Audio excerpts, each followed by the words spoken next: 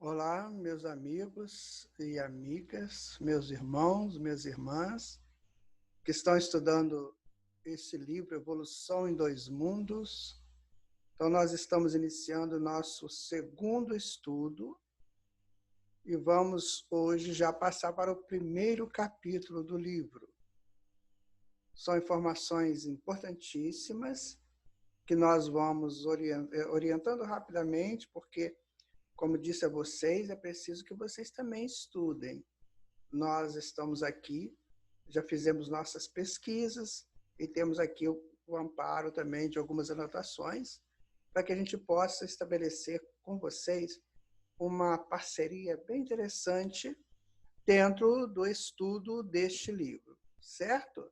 Então, vamos começar a estudá-lo a partir, né, das suas indicações aqui dos slides que nós vamos apresentar para vocês, que são slides que foram programados, projetados para fazerem parte, né, desse nosso estudo.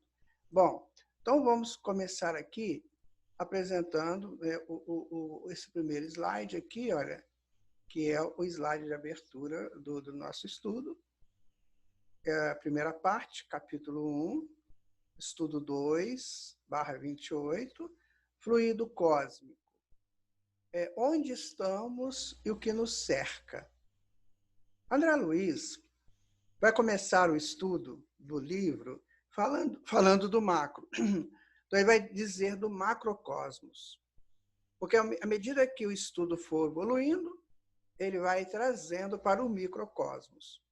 Primeiro, ele mostra uma dimensão maior, que é a que nós vamos fazer hoje no nosso estudo, e depois ele vai trazendo para uma dimensão menos, bem micro mesmo, quando chega ali nos reinos aí de vírus e de outras substâncias, como células invisíveis, certo? Bom, vamos lá. Então, neste estudo, nós vamos encontrar o seguinte: plasma divino, tá? Cocriação em plano maior, impérios estelares, nossa galáxia, forças atômicas e luz e calor. Então, serão esses 6 tópicos a serem estudados no nosso programa de hoje. Vamos passar um por um. Como diz a vocês, tem também que vocês fazerem as suas pesquisas. Vamos pegar, então, o plasma divino. Vamos ver o que seria isso. Ele vai dizer o seguinte, que o plasma divino é o hausto de Deus, ou seja, o fluido emitido pela respiração do Criador. Ou seja, Deus, na sua existência, ele cria meios para que toda a sua criação exista também. E essa criação vai existir nesse hausto dito por André Luiz, ou seja, nesse respiro de Deus, é uma imagem que ele cria, que ali se formam as necessidades que a criação terá, como nós veremos mais à frente, tá? Então, neste elemento primordial, o hausto, vivem as constelações, os sóis e os seres de toda a espécie. Vamos imaginar, então, o mar. Então, o mar seria esse fluido, né, trazendo para o nosso conhecimento aqui da Terra. Então, o mar seria esse grande fluido, e ali no mar não vivem várias coisas, várias espécies, várias situações dentro do mar. Assim também seria o universo, esse grande, esse mar imenso, né, onde as coisas vivem. Na Bíblia, no livro Gênesis, que é o primeiro livro, quem escreveu a Bíblia vai dizer o seguinte, que Deus separou as águas de cima das águas de baixo. Isso lá no início, na criação. O que significa isso? Que a Terra, então, ela foi compactada através do fluido, desse plasma, e aí separaram, né, esse fluido, que é o do fluido do universo, com os fluidos próprios da Terra. Ou seja, já na Bíblia já se encontra essa informação. O que seria, então, esse fluido cósmico universal, né? Então, ele é a matéria elementar, primitiva, da qual as modificações e transformações constituem a inumerável variedade de corpos da natureza. Esse é o fluido cósmico universal, que nós já conhecemos aqui, né, na doutrina espírita, e já sabemos porque Allan Kardec falou sobre ele, né, no livro A Gênese, e então é esse fluido, essa essência de Deus, onde tudo se transforma. Então, nesse fluido, você tem as possibilidades da partícula, da onda e dos átomos, e depois das moléculas, das substâncias. Então, tudo nós vamos ver pela frente que surge desse fluido, né? Então, no estado de eterização, o fluido cósmico não é uniforme, ou seja, quando ele não está compactado em torno de uma matéria, de um objeto, por exemplo, você pega um objeto, ali ele está compactado. Agora, fora dessa compactação, como o ar que a gente respira, ele não é uniforme, ele flutua, é como ondas. Tem para os espíritos uma aparência tão material quanto as dos objetos tangíveis para os encarnados. O que ele diz?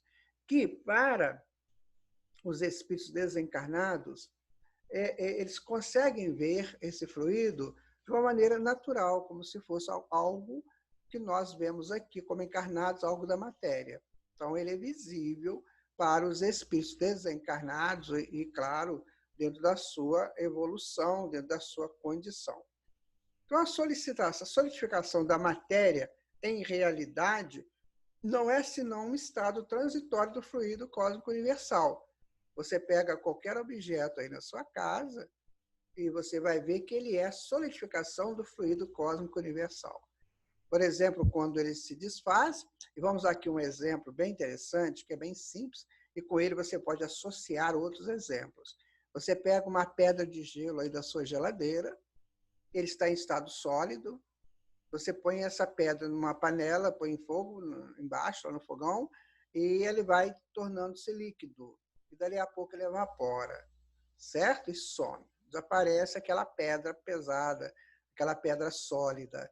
Assim é essa mesma possibilidade que o fluido cósmico tem. Ele se compacta, vira um objeto, vira algo que você toca e depois ele desaparece. Por isso que nós sempre temos que pensar que essas coisas que nós temos nas nossas casas, a televisão, a geladeira, micro-ondas, fogão, sofás, camas, isso tudo é a materialização, a aglutinação desse fluido cósmico e que está ali para te servir, para nos servir. Mas que um dia retornará ao universo, porque tudo vai se transformando, vai se desfazendo, certo? Bom, continuando aqui. Aí, minha gente, seria mais ou menos uma pequena informação do como seria esse fluido cósmico. Então, uma hora, ele é onda. A gente percebe aqui, ó, tá vendo? As ondas aqui, olha. Uma hora ele é onda, tá? Então, ele vai formando essas ondas assim. Mas, por uma ação do espírito, ele pode se transformar em partículas. Está vendo as partículas? Então, ele é onda e, ao mesmo tempo, ele se transforma em partículas, dependendo da necessidade, dependendo da ação do espírito. Sozinho ele não vai fazer isso, mas ele vai ter a ação. Por isso que nós estudamos no nosso outro estudo, o primeiro estudo, de que o espírito, a matéria age sobre a ação do espírito. Aqui também. Então, aqui criam as partículas, e essas partículas, então, é o ponto inicial da solidificação da matéria. Sim? Continuando, né? Então, André Luiz agora vai falar em cocriação em plano maior. O que vem a ser isso? Cocriação em plano maior. É nessa substância original e ao influxo do próprio Senhor Supremo que operam as inteligências divinas a ele agregadas. Ponto. Vamos pensar. O que o Senhor Jesus disse? Eu e o Pai somos um. Não disse isso? E que as teologias complicaram isso, começaram a dizer que Jesus é Deus, quando, na verdade, ele é um filho superior que já passou pelo processo evolutivo que nós estamos passando e já atingiu um grau muito superior. Ele é uma dessas inteligências divinas. Existem no universo e na criação, porque são milhares de universos, então nessa criação existem essas inteligências, potências divinas que trabalham a substância original, que é essa substância que é o influxo de Deus ou o fluido cósmico universal. Então, eles trabalham ali porque eles têm toda uma evolução já realizada. Por isso é que ele falou para a gente, olha, vocês são deuses, vocês podem fazer o que eu faço e muito mais. Ou seja, vocês também têm em vocês todo o potencial para chegar aonde eu cheguei. Mas é preciso que você lute por isso, que você queira isso. Continuando, então, essas inteligências gloriosas tomam deste plasma, né, dessa respiração de Deus, e convertem-na em habitações cósmicas, de múltiplas expressões, gaseificadas ou sólidas, né, obedecendo a leis predominantes que duram milênios, desgastando-se, transformando-se. Ou seja, eles criam planetas, criam estrelas, eles criam galáxias e outras coisas mais que se criam no universo. Nós vamos falar nessas porque é que nós temos mais conhecimento e que temos mais informações. Eles criam esses orbes, tudo isso é criado por essas inteligências supremas, ou inteligências divinas. Desculpa, eu falei errado, inteligências divinas, suprema é só Deus. Eles criam, então, e ali aqueles orbes, eles vão atender a uma necessidade. Então, tem orbe que é presídio, tem orbe que é escola, tem orbe que é hospital, tem orbe que é plano de pesquisas científicas de alto porte. Enfim, cada um deles exerce uma função. A Kardec pergunta, no Livro dos Espíritos, se esses orbes são todos habitados. Então, eles dizem que são, foram ou serão habitados. Então, isso está sempre em transformação. Por quê? Essa aglutinação da matéria, ela tem um ciclo também.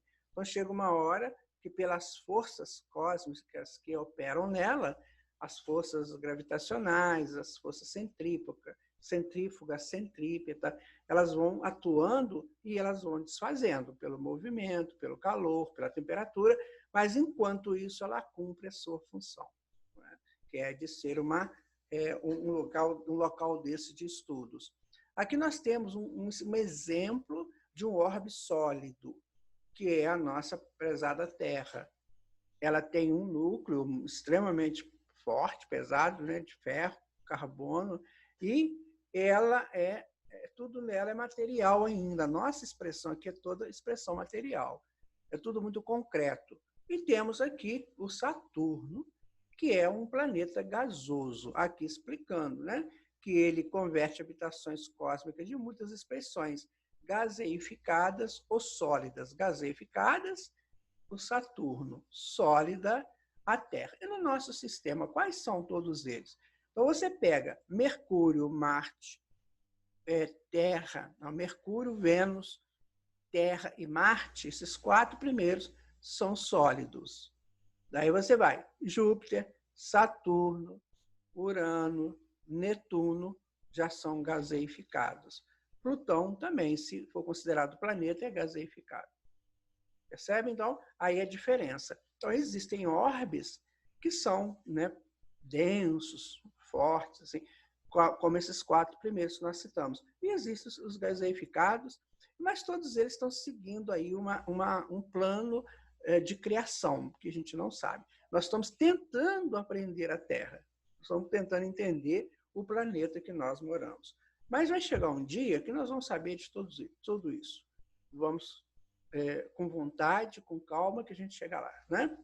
Impérios estelares, o que vem a ser isso? Olha, então, essas inteligências constroem galáxias como vastos continentes do universo. Esse universo sempre em evolução. Eles constroem também as nebulosas, que é um conjunto gaseificado, né, que vai formar ali berçários de estrelas. Geralmente as nebulosas são assim, são berçários de estrelas. Ali elas vão fundindo até que formam um núcleo, e esse núcleo, então, vai formar os planetas. Mais ou menos assim que ocorre. Então, as nebulosas são gases, muito gases, imensas, e daí elas vão formando outras variadas formas de expressão aí da matéria, ou sólida ou gasosa. Então, constrói também, né, tudo gravitando ao redor de pontos atrativos, com admirável uniformidade coordenadora. Olha, então essas nebulosas, ela tem um ponto de atração dentro dela, um núcleo dela. E ali, girando, elas vão fornecendo a possibilidade de se criar uma estrela. E essa estrela criar o seu sistema de planetas. Isso tudo acontece o tempo todo. A gente vê muitas fotos tiradas pelo Hubble, por exemplo, de grandes nebulosas. Parece que nós temos uma imagem aqui de uma nebulosa, que é uma coisa linda, certo? Continuando, olha, ali no selo dessas formações que se estruturam a matéria, o espaço e o tempo. Pausa para espaço e tempo.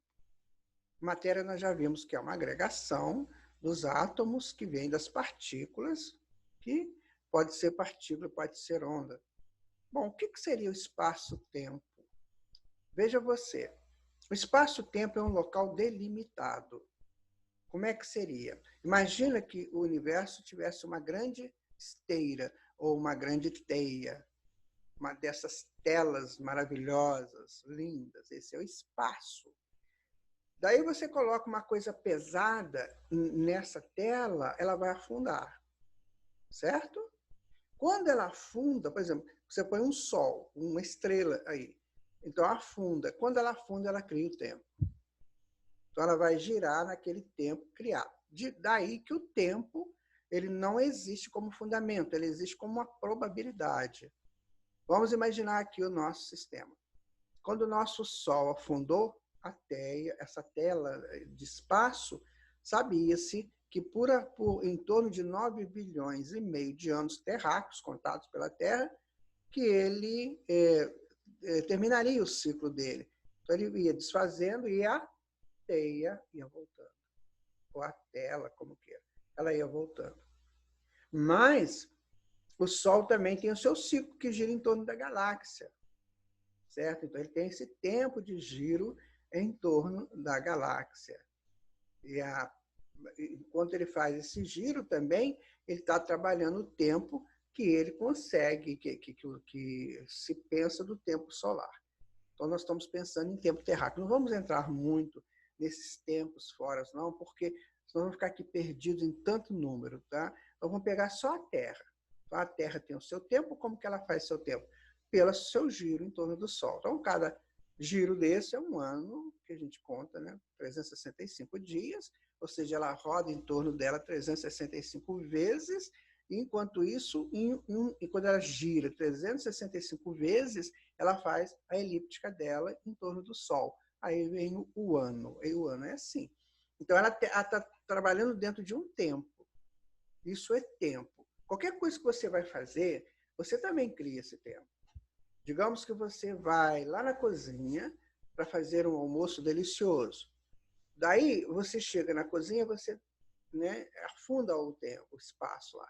Você vai ficar lá 2 horas fazendo almoço, digamos. E aí, quando termina, que você terminou o seu trabalho, o seu tempo acabou. Daí vamos ver o resultado do seu trabalho, do seu esforço.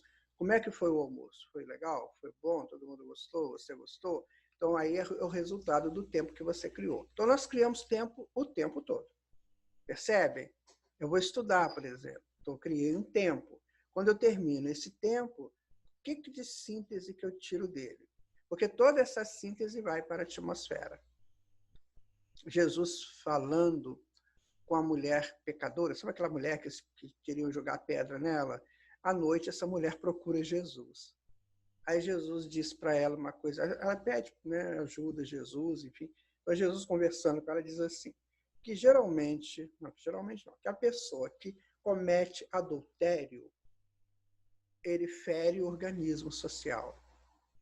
Daí você vai pensar, o que é isso? Exatamente, porque ela criou um tempo, o tempo dela era para cometer o adultério, concorda?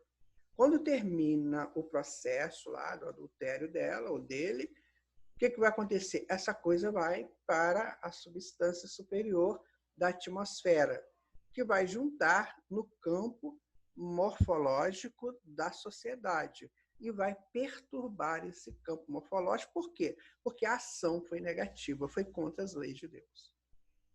Viu como é que a gente tem que ter muita responsabilidade com o tempo? Não se pode brincar com o tempo. Um tempo criado, ele nos torna responsáveis pela nossa ação nesse tempo criado. Então, tem o tempo da reencarnação, tem o tempo da infância, da juventude, da maturidade, do envelhecimento, né? Da senectude. São tempos. O que a gente está fazendo nesses tempos? Então, continuando aqui, ali no selo dessas formações que se estruturam a matéria, o espaço e o tempo renovando-se sempre, oferecendo campo ao progresso do espírito. Então, esse espaço que nós estamos ocupando hoje no nosso sistema solar, esse espaço um dia ele vai voltar, né, a ficar sem o tempo. Daí, passando, cria-se um novo espaço, um novo tempo ali. Ou seja, uma outra situação, porque vai se transformando sempre. Isso que André está nos informando. Está ficando claro, minha gente? Espero que esteja. Mas vocês também estão acompanhando aí no livro, né? Muito bem. Aí seria o conjunto das galáxias, ou seja, o conjunto do universo. Olha que maravilha. São mais ou menos aí umas 400 bilhões de galáxias, 300, 400 bilhões de galáxias, com mais ou menos 200 a 300 bilhões de sóis, e fora os que tem aí, né, os nebulosas e outras coisas que a gente não sabe, buraco negro, buraco de minhoca, tudo isso é da astronomia, nós não vamos entrar nesse campo, porque o André Luiz não fala nisso. Nós vamos falar, somos mais fiéis ao livro. Aqui nós temos, olha que lindo uma nebulosa, gente. Parece uns ursinhos conversando, não parece? Aliás, não é só urso, tem um bicho grande ali, uma ave, não, tem um outro aqui que a gente não sabe o que é, parece até um senhor antigo, né, conversando. Essas são as nebulosas. Tem cada nebulosa linda, linda no universo. Cada coisa maravilhosa. Certo? Para quem vai estudar mais profundamente, isso aí é um prato, né? Aí nosso sistema solar, então, olha só, minha gente, veja que ele afunda o espaço, tá vendo? É como se ele afundasse o espaço. A estrela aqui está mais no fundo, porque ela é mais pesada, e os planetas girando em torno. Quanto mais próximo do Sol, mais está funda no espaço. Então, mais esses tempos serão contados dentro dessa estrutura que se encontra aí. Então, aqui dá para a gente ver bem o espaço-tempo. Aqui seria o espaço, né? E aqui o tempo formado pelo sistema solar, que vai durar aí 9 bilhões de anos terráqueos. Entendam bem isso, anos terráqueos. E nesse período, né, as civilizações estão se evoluindo. Tem vida em Marte, tem vida em Mercúrio, tem vida em Vênus, tem vida em Saturno. Claro que deve ter, senão não teria criado isso aí. Se não tem vida assim organizada enquanto civilização, pode ter laboratórios de pesquisa, sabe? Várias coisas nesse campo. Nós não temos ainda a informação completa de como funcionam as coisas, mas temos toda essa possibilidade de imaginações. E aí nós vamos, à medida que vamos evoluindo, nós vamos aprendendo, tá? Eu queria, né, saber agora, está ficando bom para vocês? Está ficando tranquilo? Vocês estão sendo assim beneficiados com esse estudo? Isso é importante, porque o bom disso tudo é nós aprendermos um pouco. Espero que quando vocês pegarem o livro, vocês já vão entendendo mais ou menos como é que funciona. É evidente que tem muita coisa para estudarmos, mas muita coisa mesmo. Porém, tudo tem um início, tudo tem um ponto de partida. É esse ponto de partida que o André Luiz está dando para todos nós, certo? É exatamente esse ponto de partida. Porque agora, quem desejar ir além, né, ele vai conseguir. Né? Então, vamos dar sequência aqui ao nosso estudo. Nós estamos falando sobre onde que está? Aqui. Dos impérios estelares. É exatamente isso. Nós estamos falando aqui dos impérios estelares, falando aqui dessa amostra do que é o espaço-tempo. Quando a gente lê o livro O Universo numa Casca de Nós, do Stephen Hawking, ele fala muito sobre isso, ele faz figuras interessantes lá para explicar essa coisa do espaço-tempo. Bom, impérios estelares, também vamos encontrar isso aqui no livro do Evolução em Dois Mundos, como subtítulo do primeiro capítulo, certo? Bom, cada galáxia, como cada constelação, guarda uma força centrífuga própria. Vamos entender o que é isso. Você tem um núcleo, certo? Então, a força centrífuga significa fuga do centro, por isso centrífuga. Ela está fugindo do centro, é uma força que puxa os corpos para fora do centro. E tem a outra força centrípeta, que puxa os corpos para o núcleo. Então, uma força puxando para lá, outra força puxa para cá. Então, puxa. Só que elas têm um equilíbrio assustador, de tão perfeito, que elas equilibram aqui. Então, essas forças é que fazem esse equilíbrio lindo dos astros. É a centrífuga com a centrípeta. Okay? Então, cada galáxia, quanto cada constelação, guarda uma força centrífuga própria e controla a força gravitacional, certo? Com determinado teor energético apropriados a certos fins. Veja bem, a força centrífuga da Terra, ela está no nível tal que nos garante a vida como nós temos. Se nós tivéssemos um ângulo a mais ou a menos, a gente não poderia viver aqui, porque não receberíamos os raios caloríficos ideais do Sol, nem o calor, nem a fortaleza do próprio Sol dando para a Terra, nós não teríamos. Então, tem que estar no espaço direitinho. Mercúrio é outro espaço, é outra conotação. Então, os engenheiros siderais, eles calculam isso tudo e pelo tamanho da estrela, do tamanho do planeta, eles fazem essas forças se equilibrarem. É maravilhoso. E a gente vai chegar lá. Todos nós vamos chegar a esse conhecimento profundamente um dia. Né? Então, a engenharia celeste, feita por esses cristos, ela equilibra a rotação da massa, né? Que a massa tem que rodar, porque senão ela desfaz, né? Harmonizando energia e movimento. Exato. Ela vai girar e a energia vai ficar ali harmonizada dentro do movimento, criando magníficas florestas de estrelas, cada uma transportando planetas constituídos ou em formação.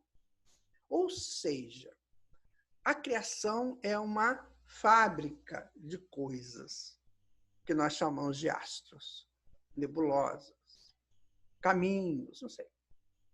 Então, essa é a criação. Não tem nada parado, percebem? Não existe canseira, não existe nada disso. Existe movimento. Então, quando nós estamos aí vendo as cidades em movimento, a gente observa que está mais ou menos copiando esse grande movimento do universo. Então, tudo está em movimento, tudo, tudo, tudo. Nada parado. Quando nós desencarnamos, os nossos corpos físicos entrarão no movimento da decomposição, que vão voltar, os átomos voltarão para esse espaço, para esse fluido cósmico, para fazer parte de outras coisas. E à medida que eles vão se libertando, né, eles vão também evoluindo lá nas suas possibilidades. Isso aí já é um estudo mais para o futuro. Nós não podemos aí definir, né? O átomo de hidrogênio, ele vem antes de qual átomo? A gente não pode falar isso, porque nós não sabemos.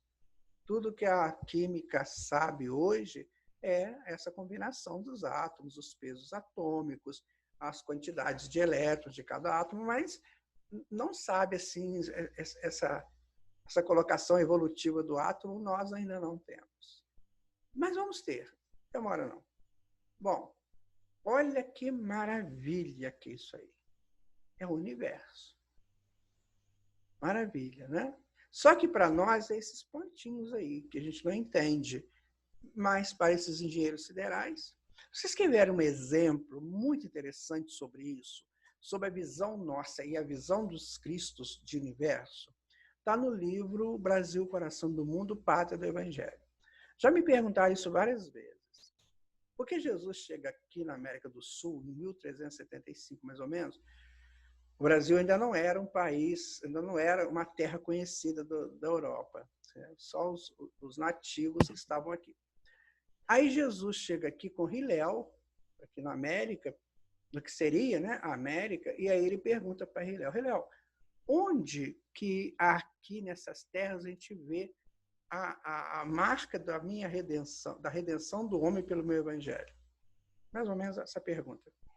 E aí Hilel fica mais para o sul, que é o Cruzeiro do Sul, né? Aqui no Brasil a gente vê o Cruzeiro do Sul, segundo falam aí, é o único país que vê o Cruzeiro do Sul. Aí as perguntas é, mas Jesus não sabia disso?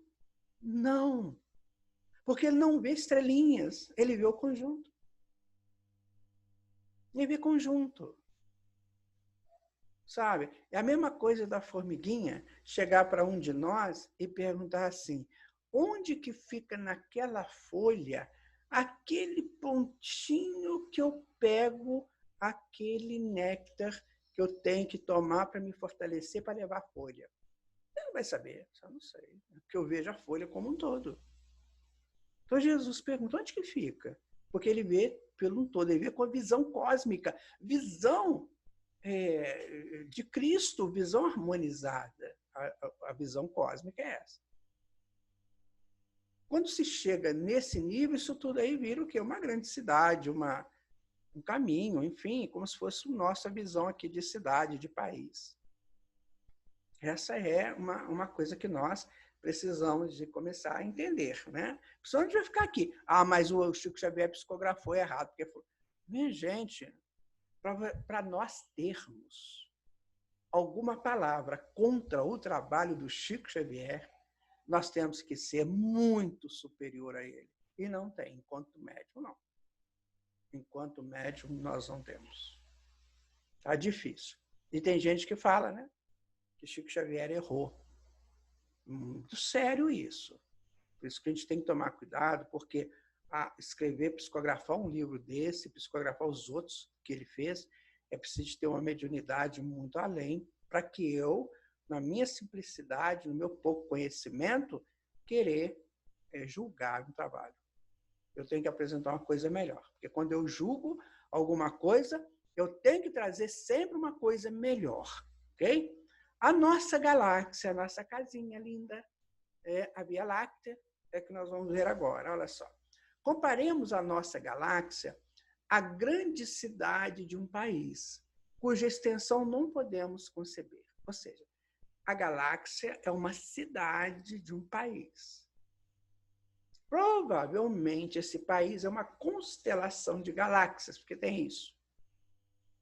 E a nossa galáxia, ou a outra galáxia, é só uma cidade ali dentro, como se fosse uma comparação, cuja extensão não podemos conceber. Cada sol, cada estrela da galáxia é como um edifício e os planetas apartamentos.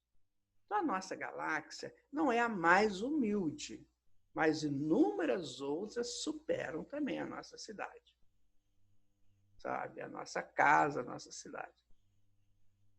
Percebe como é que é a visão deles? A visão é essa. É a visão cósmica.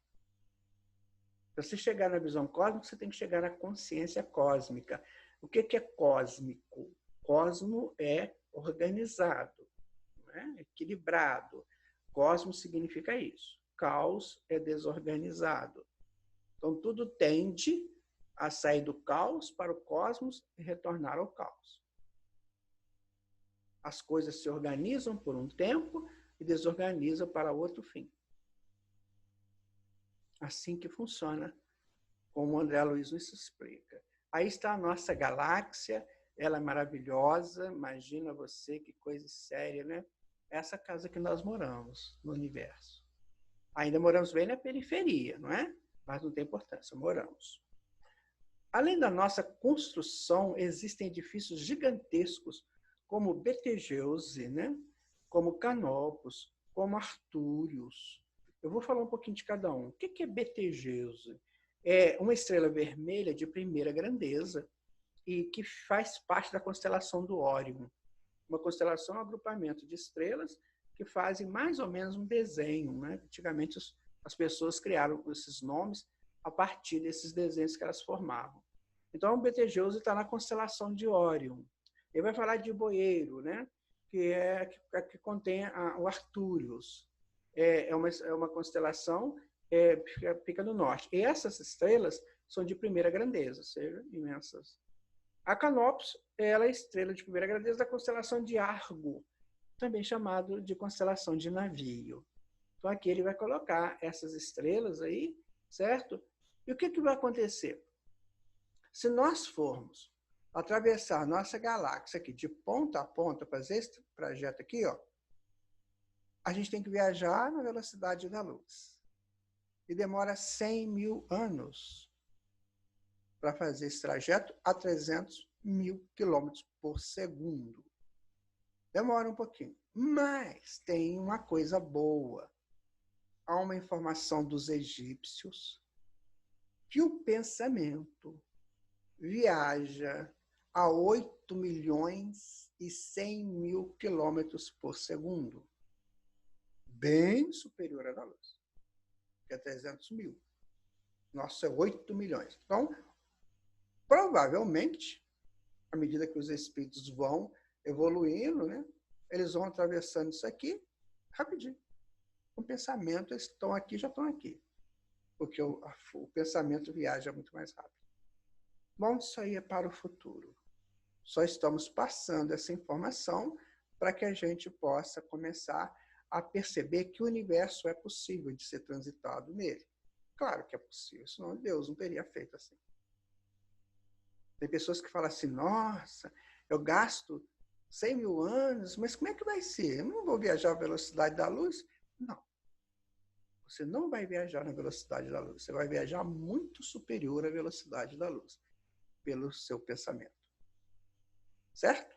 Continuando. Forças atômicas. Claro que atômico vem de átomo. Okay? Então, o que seriam essas forças atômicas? Os mundos criados para o desenvolvimento dos espíritos, ao influxo dos tutores espirituais, são acalentados por irradiações luminosas e caloríficas, além de outras forças arrojadas do espaço cósmico, forças essas que lhes garantem estabilidade e existência. Ou seja, os átomos emitem luz, emitem calor. E como eles vão se juntando, isso vai formando muita luz e muito calor e muita estabilidade entre eles. Engenharia celeste. Ao influxo de quem? Dos grandes espíritos que trabalham nessa engenharia, os tutores espirituais. Os átomos já são o resultado de um trabalho preliminar, de partícula, de onda, partícula. Tem aquele átomo que a gente estudou, átomo térrimo, que é um átomo primitivo, vai depois formar o átomo mesmo, prótons, nêutrons, elétrons. Existem já alguns estudos bem aprofundados em cima disso, aliás, muitos estudos, e muito bom estudar. Agora, o nosso aqui é só para entender o que significa essas forças que vêm do átomo, as forças atômicas. Bom, temos assim a luz e o calor, teoricamente nascidos dos átomos. Luz e calor nascem do átomo. Eles, supridos de energias, né? Porque eles estão girando constantemente, próton, nêutron, elétron, tudo girando, girando, girando, e quando gira muito, o que acontece? Que gira calor. E a luz provavelmente sai daí. Excitados na íntima estrutura despendem ondas eletromagnéticas. Vejam que tudo tem uma razão. O quê? É movimento. O movimento, então, gera a luz, gera o calor. E geram as ondas de eletricidade e ondas de magnetismos. Então, a onda eletromagnética. Continuando, aí está um átomo. Quem sabe a gente vai ver esse átomo, então não demora muito. Lá no plano espiritual, aqui na Terra está difícil. Mas lá no plano espiritual, a gente vai ver um átomo. Olha que delícia que é ver um átomo. É isso aí. Essa coisa brilhante, bonita, fornecendo luz e calor. Não é assim que o Sol faz conosco? Não fornece luz e calor?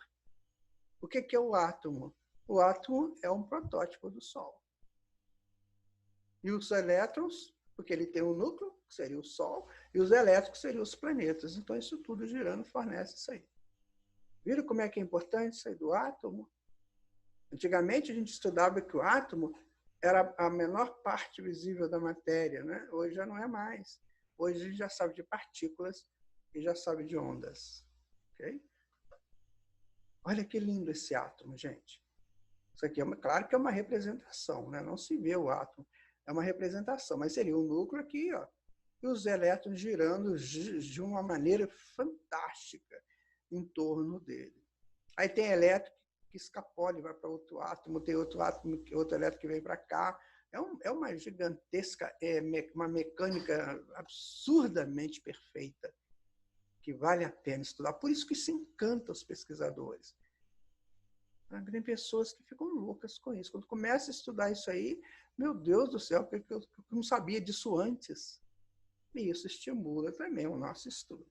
Continuando aqui, ainda forças atômicas, embora a nossa segurança sobre a realidade da matéria, né, e de outras oscilações eletromagnéticas se associam, insuspeitamos a vastidão aquém do infravermelho e além do ultravioleta, que está fora da nossa zona de percepção. O que tem antes do vermelho? O que tem depois do violeta? E nós não sabemos, porque são variações do espectro que a gente não consegue pegar, certo? Então, a atmosfera da Terra, ela é particularmente transparente às ondas eletromagnéticas, cujos comprimentos se localizam entre as faixas do infravermelho e do ultravioleta, do espectro, ou seja, nós enxergamos o tipo de luz solar que chega à superfície da Terra. Então, aqui só chega assim, né, do vermelho ao violeta. O infravermelho e o ultravioleta não chegam na superfície, fica lá na atmosfera. Mas um dia a gente vai ver, tá? Então, a seleção natural das espécies não é capaz de estimular o nascimento de animais que enxerguem raios X, se essa capacidade não for benéfica para a sobrevivência deles. Por que então não chega na Terra? Porque vai perturbar o crescimento da espécie que mora aqui. O que a atmosfera faz? Ela breca, não deixa passar. Isso tudo é maravilha. Por quê? Isso tudo é uma engenharia em todos os ângulos e âmbitos. Só vai chegar para nós aqui aquilo que for realmente benéfico para a nossa evolução. Quando a gente estuda a psicodinâmica das coisas, a filogenética e a ontologia das coisas, vocês ficam assustados de ver a beleza que é a luz dentro do projeto da evolução das espécies. Por exemplo, vou dar um exemplo do musgo. O musgo, ele tem uma cor, né, interessante, que é uma cor que adapta os micro-organismos ali a já sair um pouco daquela questão da água para começar a vir para a terra. Então tem aquela cor musga, aquela cor meio fechada, e assim sucessivamente. Amarelo, uma cor de transição, sabe? Por isso que o amarelo dá bem com o vermelho, né? Como se fosse o vermelho, depois evoluía para o amarelo. Isso faz parte da evolução também das espécies. Lindo esse estudo, mas isso é para outra hora, né? Aqui está, minha gente. O que que tem, né? Antes do vermelho, a gente não sabe. O que que tem depois do violeta, a gente também não sabe. Nós ficamos fechados nesse ciclo aqui. É por enquanto que nós podemos. Agora, é claro que existem estudos muito avançados. Se você interessar, né, procurar alguém para passar, eu tenho até nome de pessoas que fazem esses estudos. Bom, o nosso prezado André Luiz vai fazer uma confissão muito interessante aqui. Olha, confessamos com humildade que não sabemos ainda, principalmente no que se refere à elaboração da luz, qual a força que provoca a agitação inteligente dos átomos, compelindo-os a produzir irradiações capazes de lançar ondas no universo com a velocidade de 300 mil quilômetros por segundo. O André Luiz está dizendo, eu não sei, ainda não sei qual é essa força que faz com que o átomo, né, faz essa agitação e tal, ou que faz essa agitação dos átomos que fazem lançar uma onda aí, partículas de fótons que vão viajar a 300 mil quilômetros por segundo. André Luiz, na época, 1958, que esse livro, vai dizer que não sabia. Provavelmente hoje ele sabe. Mas, mesmo que ele souber, não vai dizer. Sabe por quê? Porque isso é pesquisa do homem. O homem tem que pesquisar. Por isso que eles limitam bastante as informações. Eles não passam quase nada para a gente. Isso que eles passam é pouquíssimo. A luz é um modo de movimento como o calor. E há tanta luz no espaço à meia-noite como ao meio-dia. Isto é, as mesmas vibrações etéreas atravessando a imensidão dos céus. Esse é do Camille Flammarion, um grande astrônomo do século XIX, no livro A Morte e Seu Mistério. Sério, né? Então, as ondas estão aí no universo. Tem um texto que eu li certa feita, atribuído a uma fala de Jesus, que ele disse assim, o céu é infinitamente azul, que é a frequência do céu, a frequência da espiritualidade. O azul é a frequência da espiritualidade. Okay? Olha que lindo, gente. Isso é uma explosão de luz, né? Imagina. Uma explosão de luz. É o que nós podemos ter por hora no nosso conhecimento. Ainda forças atômicas, na produção do calor, a produção do calor se faz pela eletricidade, que é a corrente elétrica é um movimento de elétrons em circuito, e ao se moverem, se chocam com os átomos de fios do circuito, transformando a parte de sua energia cinética, que é a energia do movimento, em calor. Então, isso é uma das produções do calor. A outra produção do calor é a combustão. A combustão ou queima produz calor. Então, quando um objeto queima, seus átomos combinam com átomos do oxigênio do ar, numa reação química que libera energia em forma de calor. Está vendo? Quando tem um incêndio, geralmente eles abafam o oxigênio. Ou com aqueles extintores, né? Tem extintor que abafa o oxigênio. Né? Se está pegando fogo, geralmente você fala assim, põe uma coisa, põe uma coberta, põe uma coisa mais forte, não deixa o oxigênio entrar, porque aí acaba a combustão. Sim? E a outra forma é a fricção, outra forma de produção de calor. A fricção é quando os objetos se friccionam, ou seja, né? um coisa ali no outro, as moléculas de ambas são forçadas a vibrar com mais intensidade e isso gera calor. O que no fundo é o calor? Movimento. Certo? Aqui é um estudo que não está no livro do André Luiz, mas é um estudo que a gente pode fazer fora dele. Aqui nós temos o nosso Sol, que é um grande produtor de calor para nós, né? A energia solar é a fusão nuclear de átomos de hidrogênio. Presta atenção, que coisa interessante. A mesma fonte de energia de muitas bombas atômicas. Olha só. Essa fusão acontece no núcleo do Sol, onde há uma pressão 10.000 vezes maior que no centro da Terra. Não dá para morar lá com o nosso corpinho, não, né? Então, apertados, os átomos dessa parte da estrela se unem. Cada 4 átomos de hidrogênio formam um átomo de hélio.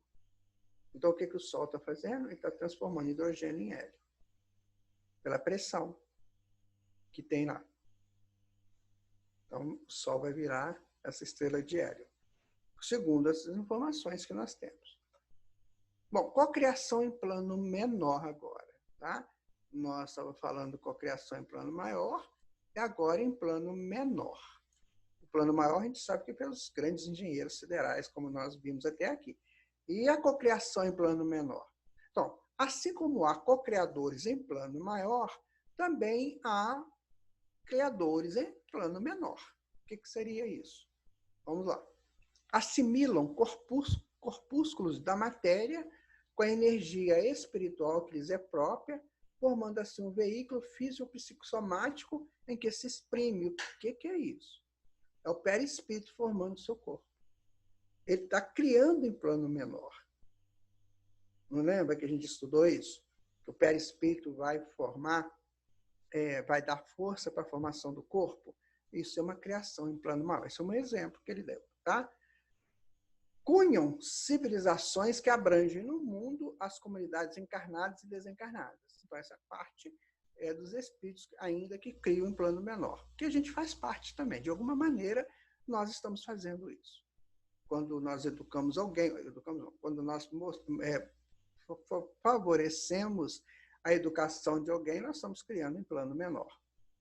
Ou seja, tudo tem suas gradações. Existem os espíritos que cunham civilizações, são diretores de civilizações, eles acham que Yahvé seria o grande líder da civilização hebraica, por isso que ele é reverenciado, né? Yahvé, às vezes confundido com Deus. São espíritos que cunham civilizações. Tá? E essas civilizações podem ser do plano físico quanto do plano espiritual. Plasmam também os lugares entenebrecidos, ou seja, umbral, né? Gerados pelas mentes desequilibradas ou criminosas nos círculos abismais. Então, eles criam tanto colônias espirituais. Quando você lê o livro Nosso Lar, ele vai explicar, né, que foi um grupo de portugueses que resolveram, né, criar a colônia Nosso Lar 200 anos atrás, né, como já tem algum tempo, uns 250 anos, e criaram o Nosso Lar. Então, são criações em plano menor. Eles não vão criar nada no cosmos, vão criar dentro de uma estrutura planetária, dentro das suas dimensões, né, do planeta. Plano físico, plano espiritual. Eles vão fazer essas criações. Então, são espíritos de criação em plano menor. Permanecem naquelas regiões, né, em tempo que necessitam para realizar o seu despertamento e mudança. Isso, André Luiz sempre fixa essa possibilidade dos espíritos ficarem no umbral por um tempo necessário para o seu crescimento, né? As forças mentais superiores modelam edifícios cósmicos e as inteligências menores modelam coisas de acordo com as suas capacidades. Certo? Perfeito. Não tem que explicar. A gente percebe logo. É uma questão de lógica. Okay? Na essência, toda matéria é energia tornada visível. E que toda energia é originária da força divina para interpormos nossos propósitos aos propósitos da criação. Ou seja, é um campo de trabalho. O universo é um campo de trabalho. E vamos trabalhar. Já tem gente cansada, não tem? Tem gente aí que faz uma coisinha, tem que ficar uma semana descansando. Pensa bem nisso. O fluido cósmico é a força em que todos vivemos, pois em Deus existimos, em Deus nos movemos. Está no livro Atos dos Apóstolos, capítulo 17, versículo 28. Veja como é que a Bíblia foi escrita por quem sabe, né? Então, recapitulando o nosso estudo 2, nós vimos, né, o plasma divino, que é a emissão do hausto de Deus, ou seja, da respiração do Pai. Vimos a cocriação em plano maior, que são esses grandes engenheiros siderais que criam massas estruturas estelares, estruturas cósmicas, fantásticas, né? São esses grandes cristos que trabalham no universo. Os impérios estelares, ou seja, essa criação que eles fazem, que eles colocam para servir de algum objetivo que a gente pode não saber agora. A nossa galáxia, a nossa Via Láctea, composta de mais ou menos 200 a 300 milhões de sóis, e esses sóis eles vão nos trazer, né, possibilidade de planetas para a evolução acontecer. As forças atômicas, né, calor e luz, são gerados ali nos movimentos com os átomos, e a luz e o calor, que é a consequência dessas forças. Esse foi o nosso estudo 2. Esperamos que a gente consiga, né, entender isso tudo.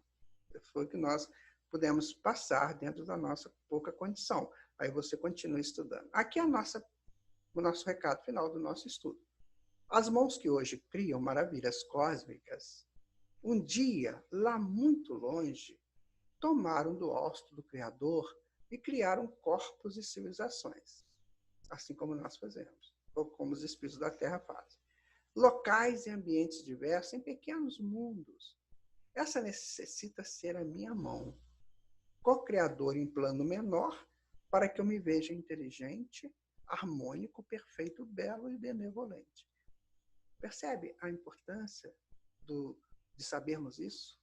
Nós não somos simples pessoas que estamos vivendo, vamos crescer e vamos morrer. Não, não somos nada disso. Nós somos espíritos preparando um futuro glorioso para nós. Vamos de novo? As mãos que hoje criam as maravilhas cósmicas, um dia, lá muito longe, tomaram do hausto do Criador e criaram corpos pequenos, civilizações pequenas, locais e ambientes diversos em pequenos mundos. Então, essa necessita ser a minha mão. Eu preciso começar daí. Ser um co-criador em plano menor, para que eu me sinta inteligente, harmônico, perfeito, belo, benevolente, participando do projeto, projeto divino, certo? Então, meus amigos, minhas amigas, nós chegamos, né, no final do nosso estudo de número 2, que é o primeiro capítulo do livro Evolução em Dois Mundos. Buscamos trazer para vocês aquilo que nós entendemos. Claro que isso aí é um início, eu vou dizer sempre assim, que isso é um início, e que vocês poderão ampliar todo esse estudo. Eu vou deixando para vocês aqui o meu grande abraço, a minha gratidão por estarmos estudando juntos. Nada aqui de encerrar o tema, nada disso, é só uma proposta de avanços dentro das nossas limitações de entendimentos. Mas com a ajuda dos espíritos, com a ajuda aqui das pesquisas, a gente pode passar alguma coisa. Eu peço ao Senhor Jesus, nesse momento, que nos continue nos abençoando os esforços, para que a gente possa chegar um dia a uma condição melhor de sermos entendedores da vida na sua plenitude. Muito obrigado, Senhor Jesus. Muito obrigado por esse momento. Que a paz que o Senhor nos dá possa penetrar cada coração nosso. Até o nosso próximo encontro. Fiquem com Jesus.